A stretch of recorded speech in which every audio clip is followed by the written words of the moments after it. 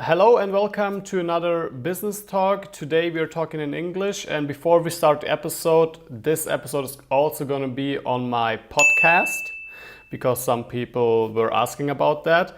And today we have Damien and Belle from Monkeypixels. Hello and welcome.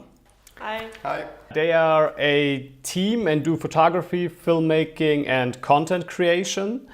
You're specialized in high quality content creation and influencer marketing, and you're doing a ton of social media because you almost have like 100,000 followers on Instagram, almost 10K on YouTube. And yeah, before I get on, let's just start. Tell us, who are you and what do you do? I should start. Ladies first. Okay, I'm Belle, and I started with Damien last year, I think. And I started as an assistant. I didn't know how a camera worked, how anything worked, and he taught me everything. And now I'm editing all the YouTube videos, and sometimes I'm in front of the camera, but most of the time I'm behind the camera, filming behind the scenes and editing this stuff. Yeah. She's pretty much the girl for everything. In front of the camera, behind the computer, everywhere. My name is Damien Cooper. I founded Monkeypixels about 18 months ago. I started with professional photography about 11, 12 years ago and then migrated into video. And yeah, I'm pretty much also doing everything, the business side as well as filming and editing. So we are pretty much two one-man bands combined. Okay, so how did you meet? We met actually in private, so we're together, we're a couple, so that's how it all started. So we didn't meet through filmmaking and that all just... So it was like Damien was doing something else and I was still figure skating, and I stopped figure skating because of an injury, and Damien was also not really happy with what he was doing, and that's how it came together. Yeah, pretty much. So I was doing something else, completely unrelated to filmmaking, and she just basically stopped her career as a professional athlete. So I started something new and started to do filmmaking again, and then she just tagged along and, started out as my assistant, then intern, then part-time, and now full-time working for Monkeypixels. And what did you do before that? I played poker for about 6 or 7 years before actually, doing the filmmaking again. And that's how I started filmmaking. Again, I was a professional photographer before, but I started to vlog about my life as a poker player, and people really liked that, and I really liked filming, so I kind of stopped playing poker and then migrated to doing video full-time. Okay, so tell us a bit about your company. You're specialized in high quality content creation and influencer marketing. What does that mean? So basically we're doing a lot of stuff. So we're not really specialized in a niche right now because we're doing sports, we're doing typical commercials, but we also shot a documentary, also doing some smaller social media clips for companies. We shot music videos, so basically all kinds of high quality videos. We haven't shot anything for broadcasting, so that's really not our thing. So it's mostly just social media. And as of late, you already mentioned it, that we're kind of starting to grow our own social media following. So that is kind of what we're trying to focus on in 2019 more and more. Okay, we'll come to that later. That is a question for later. Because it sounds kind of like you're an agency, but you're not, right? No, we're not an agency at all. If that was the question. We do offer, because we have a network of other influencers. So when a company kind of doesn't really want to have just a video, because for example, we were asked by a local gym to actually shoot an image film for them, and we kind of convinced them to not shoot an image video and instead go with influencer marketing. So just let me touch up on this real quick.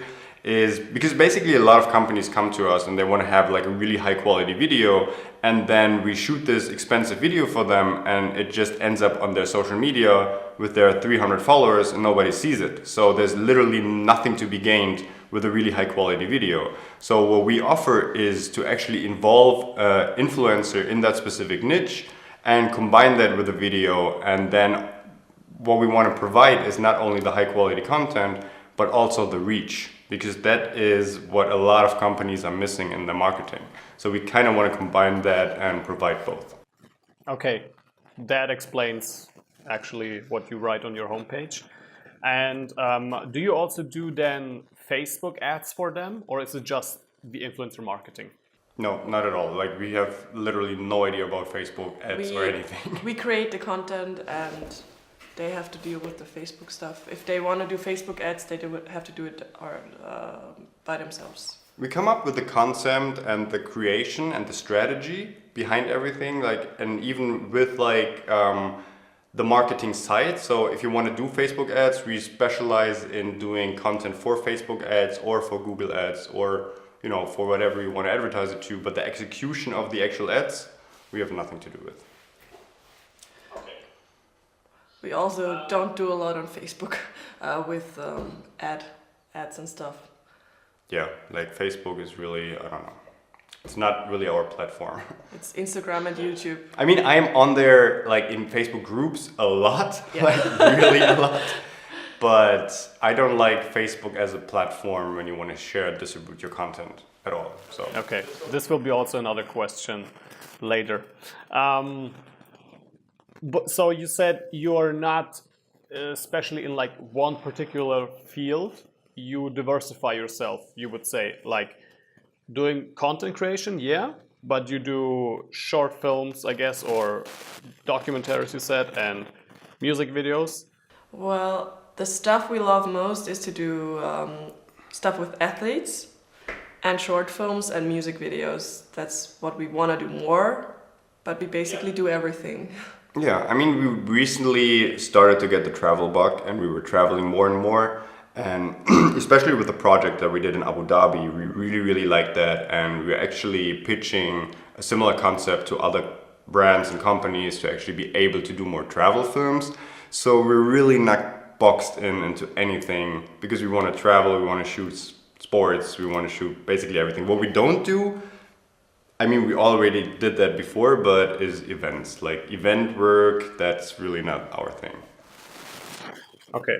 Yeah, I'm asking that question because if you saw my last video, and also what marketers tell you is like they say, well, position yourself in one specific field and get the best at it.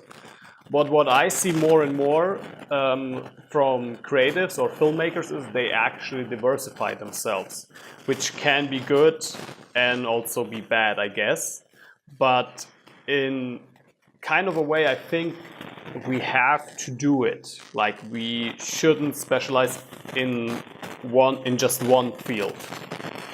What is your opinion about that? Well, we thought about that exact thing a lot, actually. We talk about it a lot because we need the variety. We cannot do one type of video our whole lives. It's gonna be boring. Yeah, I just, like, for me as a creator, I just want to do different stuff. But actually, we just talked about it the other day, that we might actually, you need to have a red lining to whatever you're doing, because even if you do travel and sports and whatever you do, it should have, like, some kind of red, silver lining, whatever, so that you see like, oh, this is a Monkeypixel film. And it doesn't matter if it's travel or sports or music video, you should already recognize, hey, these are the guys I want to go to if I want to have that type of film. So that's what we're kind of trying to do in the future. But yeah, this is a really interesting topic because we're not 100% sure yet on which direction to go either. I'm so relieved that you say that, to be honest, because when I started, I only did wedding videos, and my page is still and was only about weddings. So I was like totally specialized in weddings, right? And then I got into commercial field, and I was like, okay, how can I specialize myself in that position again, right? Do I have to put now my content as like weddings on my website as well? Do I mix it up? What is it, right? And it's not easy, I would say. No, definitely not, because we had the same problem, like, do we want to mix that in? Or in the end, what is really important though is just shoot whatever you want to be booked for. and advertise that. So if you like, for example, a corporate shooter, like we've done a lot of corporate shoots and events back in the day, but they're not even on our website because this is not what we want to be booked for. So don't really advertise something that you've done or do, but don't really want to be booked for. And that's why like we just put up all the cool stuff that we really want to be booked for in the future, because that is kind of like how we position ourselves in the market.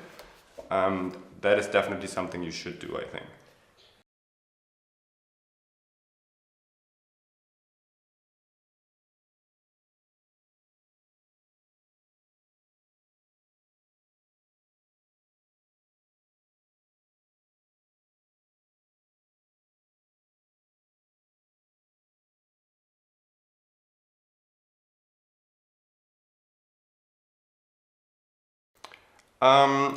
Last year was really, really interesting, and we were working with really big brands. We were working with professional athletes, UFC fighters, NFL players. We worked for a company by Gary Vee, for example.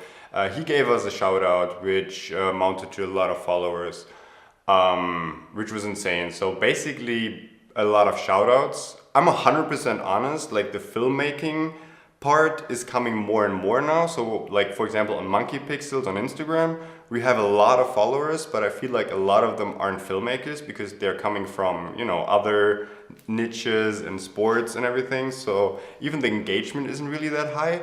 But now that we're doing more and more YouTube, we're gaining more and more filmmakers, which is actually the people we want to have on our account. So yeah. Plus consistent upload. Especially on YouTube, we try to upload twice a week now, and it's not like on Instagram, it basically came overnight. Like we went from about 10,000 to almost 100,000 within a month or like 2 months or something. But on YouTube, it's really a steady grind. It's just like 100 a day, every day for you. And what do you think is better?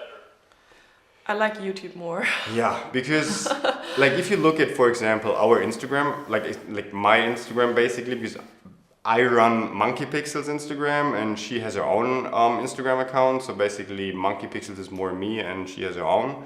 I still value the 8,000 something subscribers on YouTube way more than my Instagram followers. Sorry for my Instagram followers. Because if you look at any video we put out, we get like 200 something comments with way less views. And then I get like 7,000 likes on a picture, but hardly any comments at all. So what I'm saying is that the community on YouTube, because it purely consists of filmmakers, is for me way more valuable because there's an interaction, there's an actual community. And that is what social media should be about, and not just, you know, likes and comment. In YouTube, you post a video and then people comment and ask questions, and it makes you feel so good about yourself. Okay, people actually like your content and they want to know more. So you're doing the right thing on YouTube, I think, and that makes me happy. Plus, and that's what she's saying, is that we provide value on YouTube. And if I post a selfie of me or like a picture of me in whatever, London or somewhere, I don't really feel like I provide value to anyone. It's like, oh, it's a cool picture, and then next. And whenever I post something, even on Instagram, in my stories, I get so many DMs to stories that are related to filmmaking because sometimes I provide value. Like, hey, I have this new piece of equipment, and people ask me, oh, how does it work, whatever. And on YouTube, when we do tutorials behind the scenes, we actually try to help people, and then we get like way more out of it than just, you know, posting a picture in a bikini. Yeah, it feels way like, better. hey, you're so beautiful. I can totally agree with that. Like, I also see this on Instagram, and especially what I hate about Instagram is like the people who just post great post or great picture, we really like you, or just a heart, right? Exactly. And you already know, like, you don't care about me or my content at all. You just want some followers or something like that, and you don't have that on YouTube. This is what I see as like one of the main differences, is you have real interactions and real people on YouTube. This is how I feel. On Instagram, I think there's a lot of fake stuff, and also like what is like the value of someone who has, like you say yourself, like what you have 100,000 followers, but how much depth is in these followers, right? And I feel like on YouTube, there's a lot of depth. Yeah, and also I like YouTube more because you feel like you're working together with YouTube, because YouTube wants people to see ads. So we work together with YouTube, and with Instagram, you would have to pay Instagram to get more reach. That's how I feel like. Yeah, you always feel like you work against the platform when you're on Instagram, and you're working with the platform when you're on YouTube, because it's mutual beneficial if you grow on YouTube. But on Instagram doesn't have anything, like they don't benefit of you actually growing. So yeah, that's why I really prefer YouTube over Instagram. Okay, so then let's get to the next question, which is, on which platform would you bet in 2019? Definitely YouTube, like 100% YouTube. Yeah, that's so weird, because I thought you will say Instagram and YouTube. No, honestly, even commercially, like, we don't really have these followers for a long time now. It literally happened overnight when we were working with Gary Vee and all these companies in a really short span of time. But even commercially, we do make money with YouTube, and we hardly or don't make money on Instagram at all. And we don't really try to either. It's really frustrating on Instagram getting us, hey, can you post this and you get this for free, but you have to post something we give you, not a post I created. And I'm like, I haven't seen your product, I cannot post anything from your brand if I don't know what the product is, and they want me to do it for free, and quality doesn't matter. And on YouTube it's still different, it's still more filmmaking and feels better. Yeah, definitely. And I think, I mean, without the EU data laws and everything aside, I don't think that, you know, Instagram is going in a good direction. Like, for example, I have complete reach drops. Like, literally, I usually get like 5,000 to 7,000 likes on a picture, and sometimes I get like 300. And then I look in my insights, and Instagram just isn't showing anything to my followers. So it's just like, again, you keep working against the platform, and you kind of like feel you have to beat the algorithm all the time. And I don't think Instagram is going in a good direction. But that is so interesting. At least for us, like I'm not a top model, I'm not like a fashion model or anything. So like I can't really provide a lot of value by just looks. So I wanna like provide value by, you know, I need more than 60 seconds, and I need more than, you know, just a picture. So that's why me personally and like our brand is definitely betting on YouTube instead of Instagram. Yeah, I think so as well. I don't know. I found YouTube as a platform, and this is the first platform that I really like. And like you say, the reason why is you don't feel like you work against the platform. And it I don't know. It also like some reward system, I would say, like that you feel on YouTube more than on any other platform. Even like with the 100K special, like subscriber special, that you get a award to your home, I think that's super nice. Yeah, definitely. I like goals, like literally just like, okay, milestones and steps. It's just... What about Facebook? Yeah, Facebook, for me, I use Facebook a lot. Like literally, even though like we have no followers on Facebook whatsoever, I probably use Facebook the most, which is kind of interesting. But strictly for business and for Facebook groups, like for example in this German Filmemacher Deutschland group is a group about filmmakers, and I'm in different other filmmaking groups, like for example for our main camera there's a user group, for, you know, our editing program there's a user group, so you can really interact with people that are specialized in what you're looking for. So Facebook I really like. And also for me, being a beginner last year, it's like, it's quicker than Googling something. You just post it in the group and somebody gives you the answer for your question. It's so quick and you get so many responses on what you're posting. But only in groups.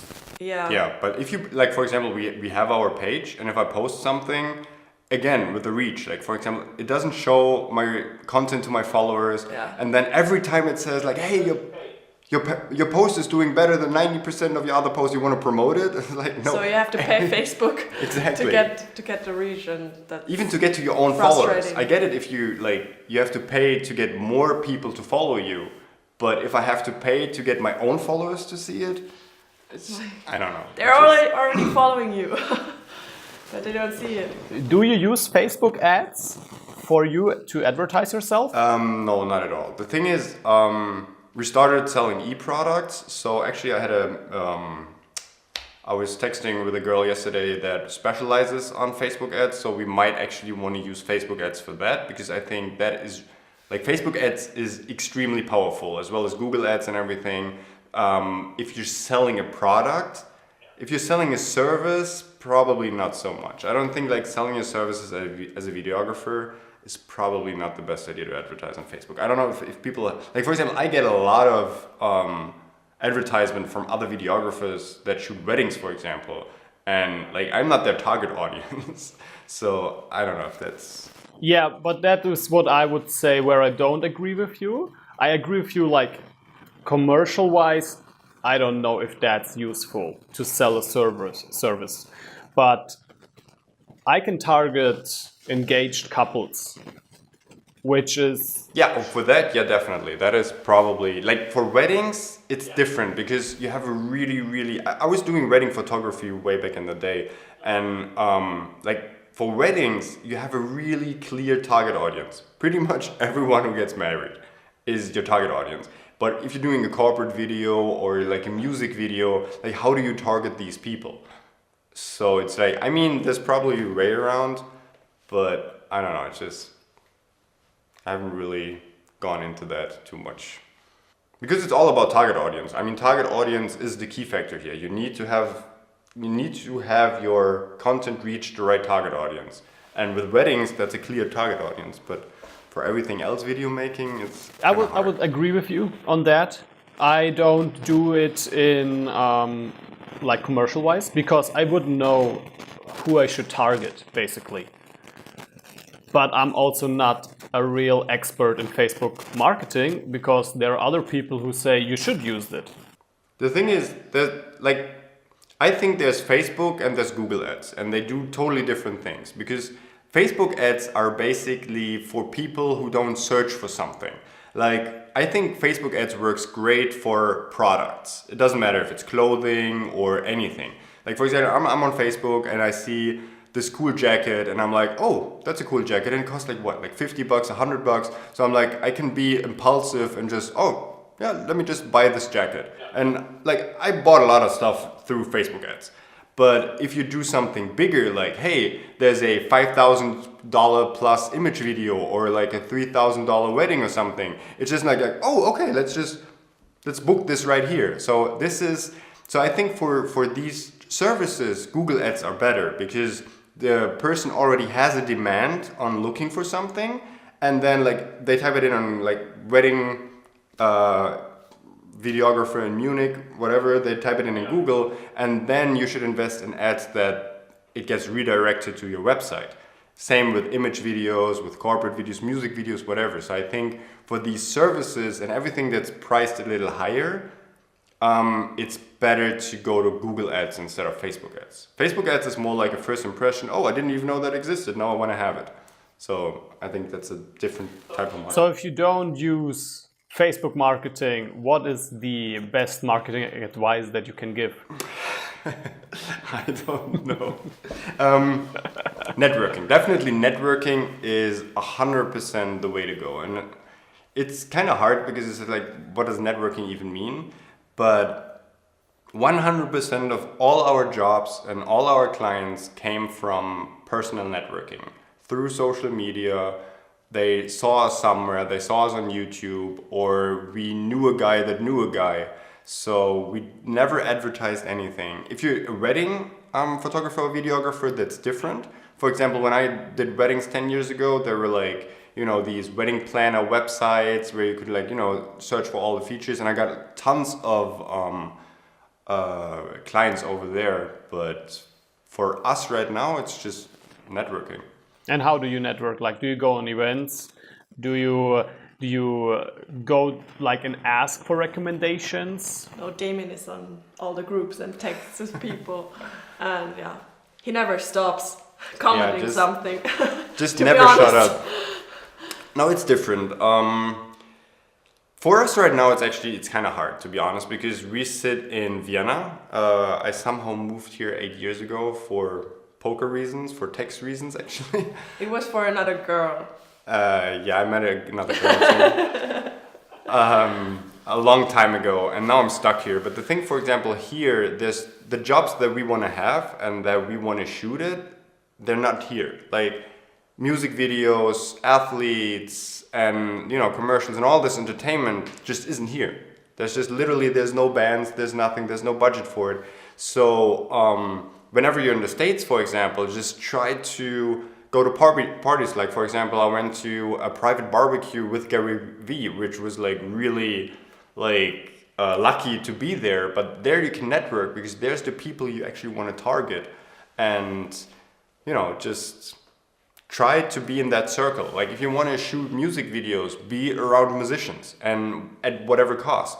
The thing is, it's really hard for people, like, if you don't enjoy music and if you don't go to concerts or clubs or whatever, then, but hey, I want to shoot music videos, then that might not work out because it doesn't come natural.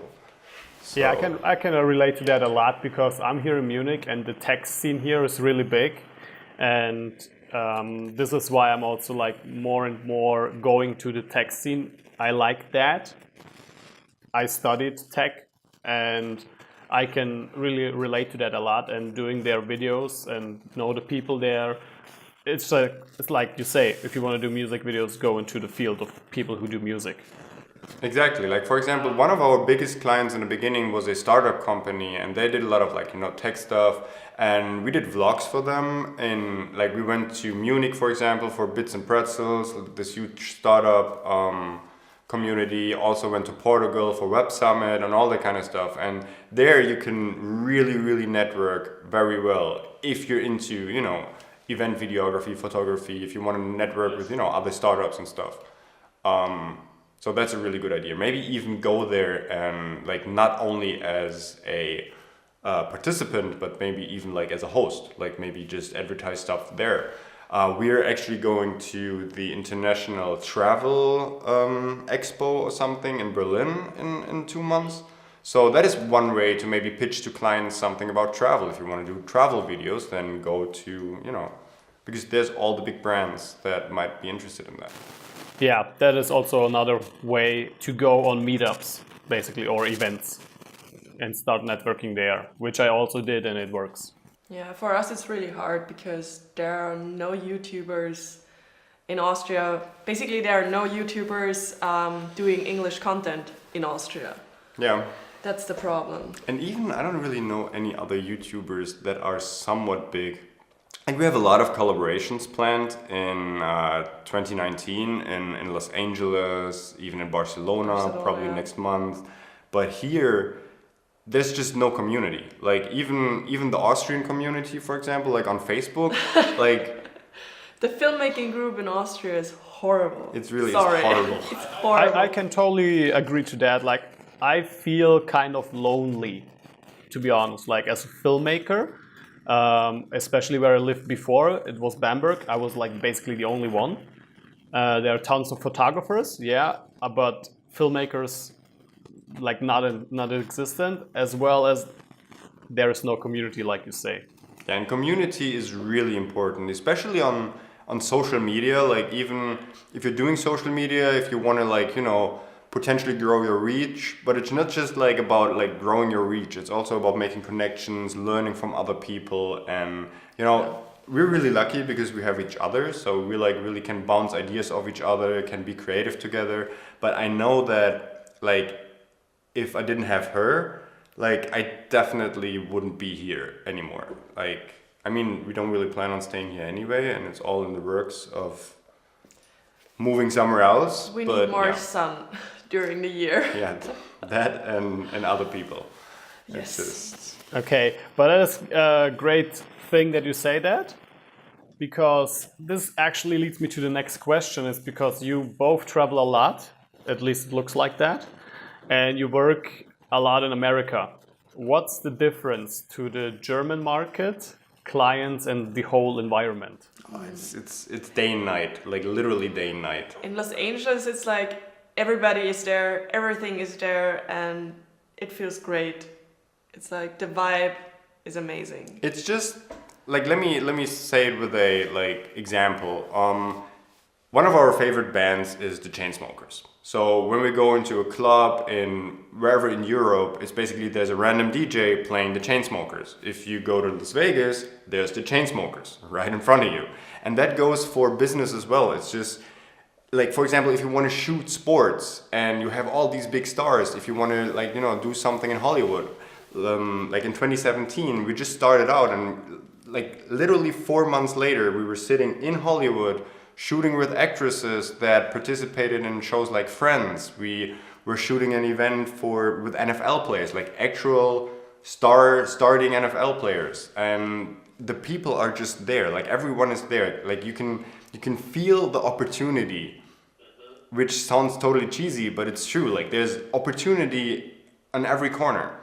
And like we went to Vegas in the summer and we met the owner and founder of Shopify, for example. And he just started a new company. And then you meet another guy. And here it's just... And also if the people know you and they want to book you, they hesitate because you're not there. They have to prepare and do everything. It needs to be spontaneous, that you're in Los Angeles, they call you, hey, can we shoot something in 2 days, in 3 days? And we're like, yes. And if you're in Austria, they would be like, maybe the flight gets cancelled, it's complicated, the flight is expensive. I want to have somebody who is there. So. And what I feel like, and that just caters to my mentality way better, is that I feel that Americans in general are way more willing to take a risk on anything if it actually makes them or the company better. And in Germany and Austria, people are really like reluctant to try something new. Like, yeah, we already have this marketing team, we have this photography, we know he's shit, but he's there. Like they're always afraid it could get worse, whereas Americans are always hoping for it to get better.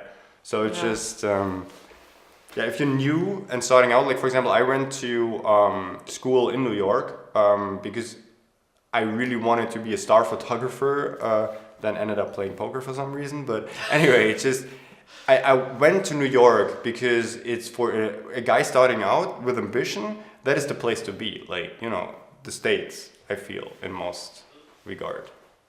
But I think it's super important that you say that, because when I go on YouTube, social media, Facebook, anywhere, or Instagram, I see like these great videos, these great pictures, these great people who do so many things. And you here in Germany, you want to like do all that same stuff, right? You want to do these videos.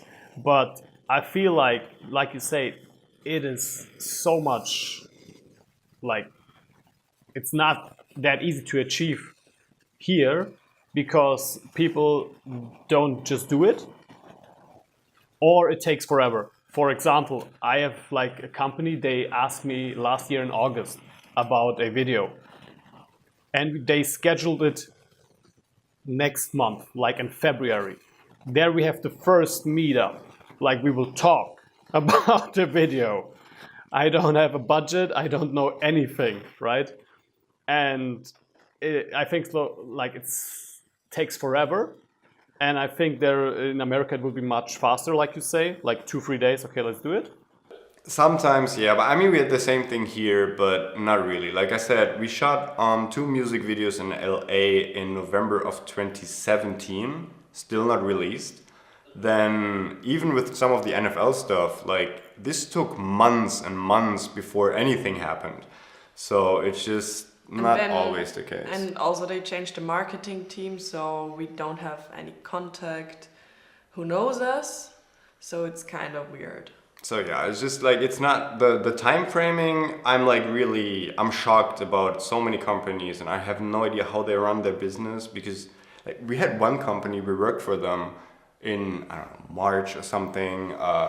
And we gave them, like, they paid 50% upfront, like always, and then we delivered half the video to them like, because they needed to guide me with some changes. So the video wasn't colored, it wasn't ready at all, like it was just basically placeholders in there. I haven't heard from them in 7 months.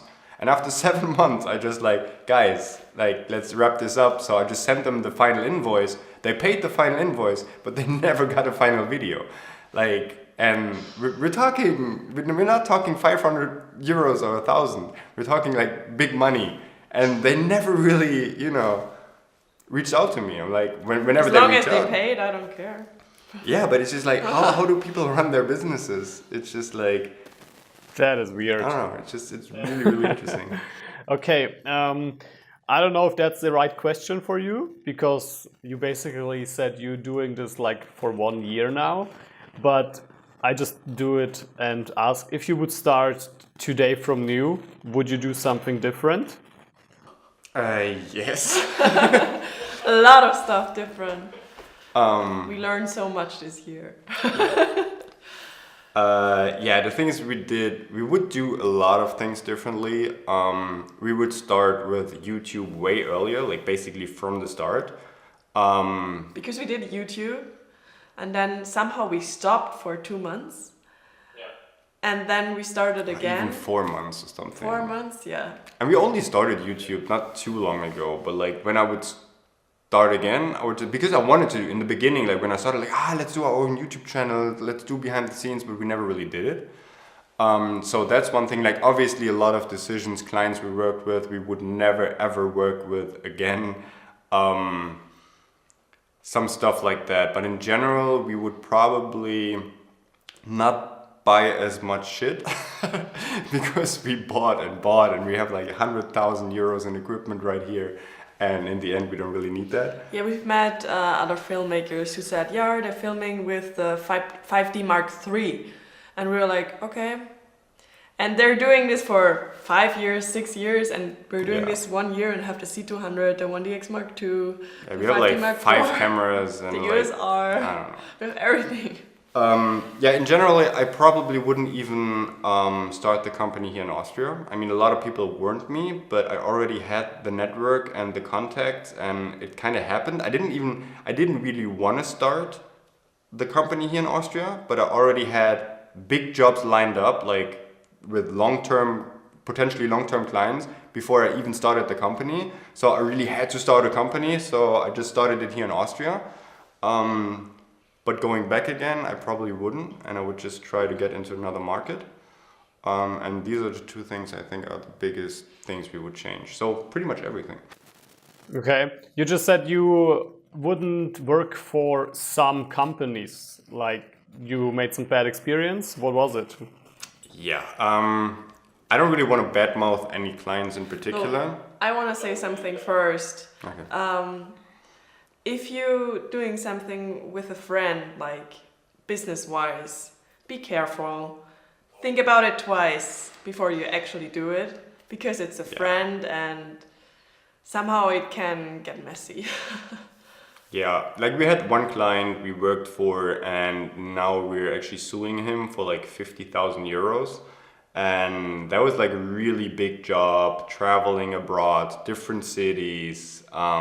We invested a lot of our own money into it, which we usually don't, but it just so happened that like usually we get 50% upfront and everything, but then like things shifted around that were out of anyone's control. And it's like, okay, you have to be there in 2 days. I can't get you the money upfront in 2 days because, you know, even if I were to send you some money right now, just because international delivery just wouldn't work. And also it was a project Damien really wanted to do. Yeah. So I was like, I'm not sure if we should do it, but I knew he wanted to really do it because it was an opportunity. So yeah, I took a big risk, like with investing my own money into it, and yeah, we haven't been paid. We didn't get our money back that we invested. So basically the whole thing turned upside down, and now it's just like, it's a lot of money. So basically just thinking back on people not having paid us, even though we have a contract and we went to lawyers, and some companies straight up scammed us, like literally opened up a shell company, closed the company, opened up another company, so we can't really, you know, sue them even. And we lost about 60,000 euros in 2019. So yeah, we would definitely in 2018, yeah. 2019 we already started with losing money to some stuff. Like it's been it's been a really great year, and it's been a really bad year as well. Let's just say we're not the luckiest filmmakers out there. Yeah.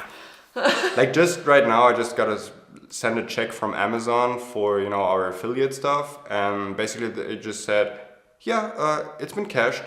It's like, I never received that that check. No, it's been cashed.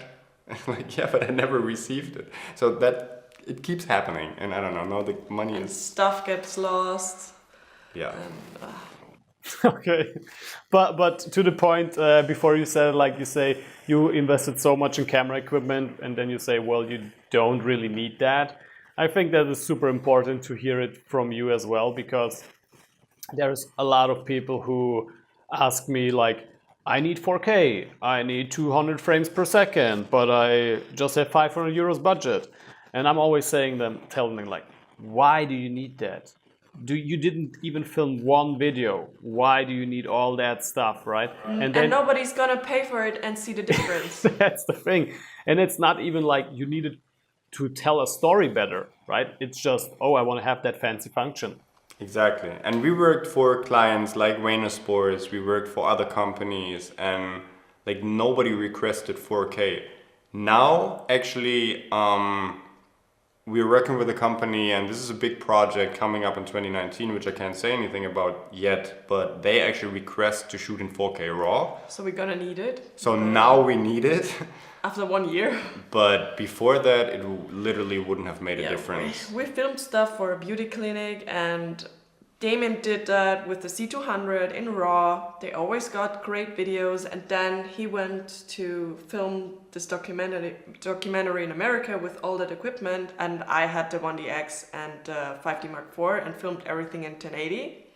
And they loved those videos more because of the content and everything. Yeah. So they didn't really care about 4K or RAW or... They didn't care about the quality at all. So it made us feel like a little bit bad about it, but... Yeah, it made us think in the end, like, why are we spending so much money? But then again, like, I also have a contradiction to that point is, like, I love filmmaking and I love cameras. I love talking about cameras, I love tech, I love high frame rates, and like, in the end, I'm not just doing videographer to please a client and to make money. I'm also doing it for me. Like, I want to create a great product and I want to have the highest quality because I love that. I love looking at my 4K 40-inch screen and seeing this like really crispy slow motion video, and that's why I got into filmmaking, because I love filmmaking. So yeah, like, just economically for your business, you don't need any of that, like, literally. Yeah, but we're both perfectionists.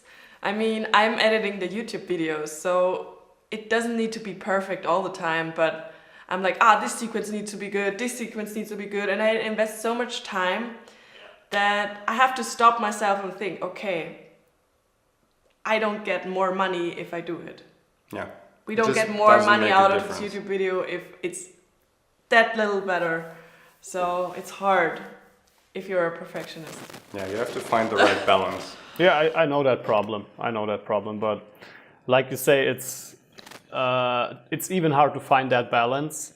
And I think you compare yourself a lot to these great filmmakers. And this is maybe even a really huge mistake. Of course, you want to reach that level, but especially at the beginning, you don't need to. Okay. What are your future plans? Travel. Travel. More sun. So in general, like business-wise, I think social media is really the way to go. Like, we want to be independent. We don't want to have clients to make money. So that's why we open up the shots to sell presets and LUTs and stuff like that. Exactly. And basically become influencers ourselves, like not the crazy Instagram, kind. hey, and vlogging every day, but literally like we really want to focus on our YouTube channel in 2019. I mean, we're already making some money with our YouTube channel, and that is kind of cool because we can do it on our own terms. We can create the videos we like and not be independent and have to have clients. So if a client comes up to us, hey, we want this video, and if we don't want to do it, we don't do it. And now it's like we have to do it. We have to do it all the time. You have to pay bills, so basically. So we have to be independent. We want to be independent. I also think that the whole... What you basically say, sorry, is you don't want to invest time for money. Exactly. Like this is, I mean, you always have to invest time for money, I think. Like the whole passive income, I don't think there is passive income per se.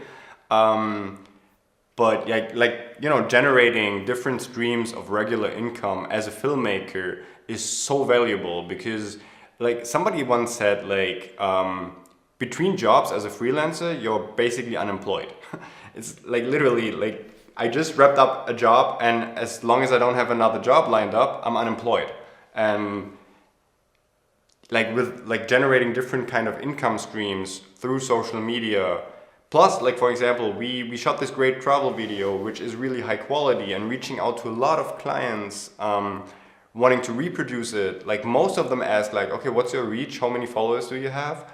So I think it's shifting towards a market where reach is so important, even as a filmmaker, Yeah, like so obviously it's not like- for weddings. So it's like quantity is more important, like more reach, more people you can reach, not the quality.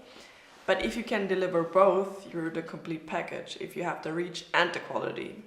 Exactly, So what you're saying is basically social media is becoming a currency. definitely. I mean, and it makes sense. Like I didn't really wanna, like when I started out, it's a hard pill to swallow.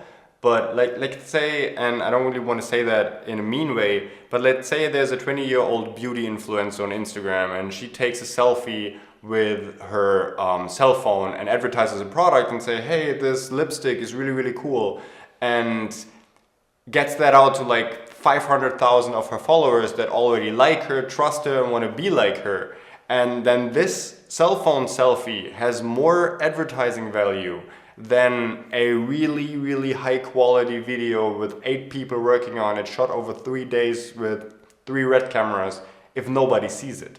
So, and that is a hard pill to swallow because obviously then quality doesn't matter and cell phone selfie is more important or like more valuable than this really high-end production. So, and that is one, like, you can go with it or you can just like, you know, be mad about it. But if you can like, you know, provide both and not only say like, for example, if we shoot a music video and like our Instagram videos usually average about like 40,000 views and you have an unknown band and they're in a pitch with like you or another client and you say like, hey, not only do you get a cool music video, but I always will show it to my followers. So there's a new band and now I show this music video to like 40,000 people, then that is a big plus for like, you know, a new band. And why wouldn't they go with you? If like, for example, the quality of your videos are the same with this other production company, but you can provide like 40,000 views or 50,000 views on top of that, then that's money. Like, So you can be even more valuable to them, basically. exactly. And I think this will be also the way to go. I don't know, I reference now Gary Vee, he says, if you don't become like, or if you don't know how to use one of these platforms, you will become irrelevant. Probably. Which is super hard, like this sentence is super hard, but I think there is some kind of truth in it. At least if you don't want to be a mediocre business. It might not be YouTube, it might not be Instagram, because maybe there's something new, but look at people that are like 6, 7, 8, 9 years old. They don't watch TV, they probably don't even know how to turn on a TV. They just watch YouTube and Instagram and Musical.ly, TikTok, whatever they're called. And like when they come of age and actually have money to buy stuff, then that's where the money is. And like we already said in the beginning, that we offer clients to actually reach out to influencers and they market themselves. So we have a really big network of other influencers. And if you like ask them how much they charge for an Instagram post or like a video or whatever, you would go insane. Like, this is what we charge for video production, 2 days, 2 people, big camera. It's a joke. It's a joke compared to what they charge for a photo on Instagram. Like, literally, like, hey, I take a picture, I say this is your brand. It makes you feel so bad about yourself. Yeah, it's literally. I tell you what will make you feel bad about yourself. Yesterday I heard that the number one most ad revenue like YouTuber in the world, he earned $22 million in 2018 via YouTube AdSense, and he's 7 years old. and he's reviewing toys. I know. Yeah, I know, that's really crazy. I've heard about that. Like, my friend, she has a 6-year-old, and like, I was watching him watch YouTube. All he watches is like basically other people playing with Legos. Like, they're just literally playing with Legos, and he watches this all day on YouTube.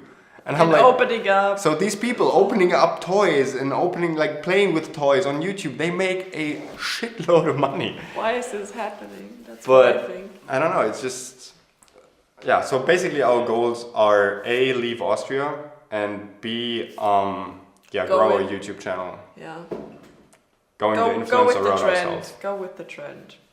It's not just a trend. I mean, I like YouTube because I like the community. And honestly, like, creating videos for ourselves and building a community, talking about cameras, is definitely, for me at least, more fun than shooting some corporate video for some company that is somewhat boring. I love working for clients. Like, I still want to work for big jobs like, NFL players, shooting documentaries, shooting music videos, all that kind of stuff. I still want to do that because I really, really like doing that. But and I'm also excited because people are asking, hey, when is Belle doing a tutorial about behind the scenes, or why Belle thinks otherwise than Damien? And I'm really excited. Maybe I'm gonna do some tutorials myself on our platform. Yeah. So like, community is, for me, is so valuable, like, actually, because a lot of people say that, like, like, I really value my community, but it's actually true, because that is rewarding, and not in a sense in like, hey, you're so beautiful, you're so hot.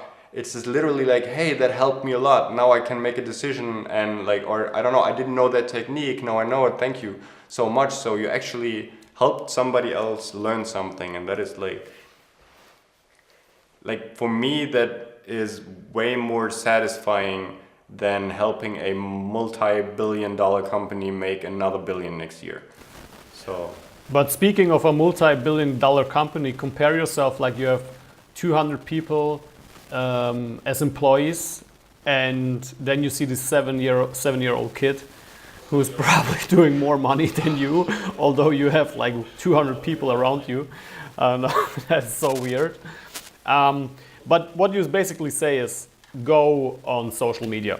That is probably the number one recommendation you would say to other filmmakers, to your community, to people who want to get started? Be consistent on YouTube, and I don't know. No, I honestly don't, because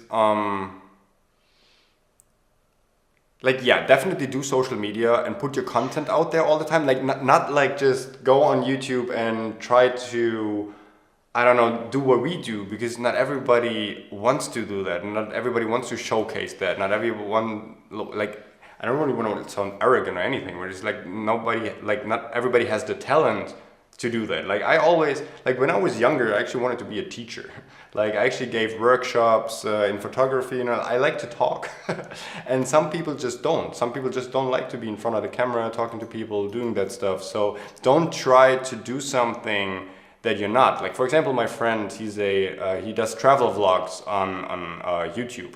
And because he really, really loves traveling, and the content isn't bad at all. Like, he travels to crazy stuff, like there's a lot of money involved and he doesn't get the views at all. Like he's in episode 25 now and still doesn't average even 100 views on every video. So he asked me like, oh, maybe should I do tutorials? Should I do this? And it's like, do you like doing tutorials? And he's like, no, I hate it.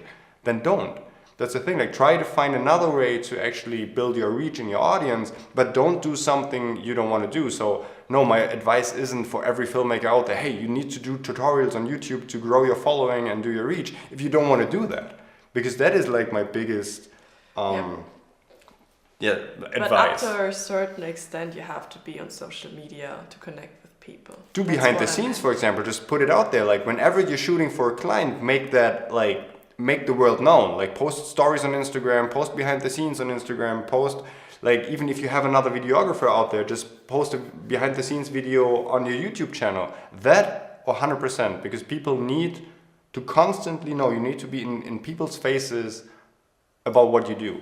Like there shouldn't be, if you're in Bamberg, what you said earlier, and somebody needs a video, there shouldn't be a doubt in anyone's mind that you are the person to go to, because they've seen you do video stuff on social media every day.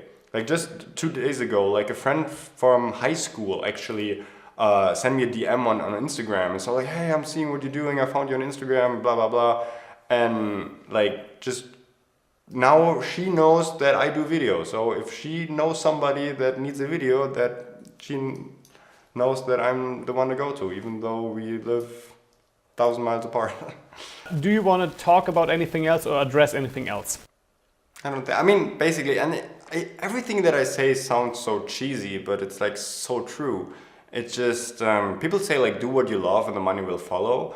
And that is like one thing that is really important. And I never really abide to that because like in the beginning, because what you should do is you should have enough money lined up so you don't need to work for something, and then just do what you love, create the videos you like, create the content you like, maybe invest some of your own money into videos you like, and then it's likely that you can actually make money off these videos. But what people do is like, hey, I have this one job that people want to pay me for, so I just buy a camera and I quit my job and now I have to make money every 2 weeks, otherwise I'm broke next month. And then they start like, you know, starting to shoot videos for clients that I really want to work for. And that is something you shouldn't do. Just do what you want to shoot and do what you love and try to monetize it in any way. And that is one thing that Gary Vee also said. Like, if your biggest hobby is toy cars, just make a YouTube channel about it, whatever. Just like try to monetize what you love doing and not just do something to finance your hobbies. Because, I don't know, that is at least my mentality, that it just doesn't work that way. Some wise words at the end. Okay, so thank you for being here. Thank you for the interview. And yeah, this was Monkeypixels, and we see you next time. All right, bye. Bye.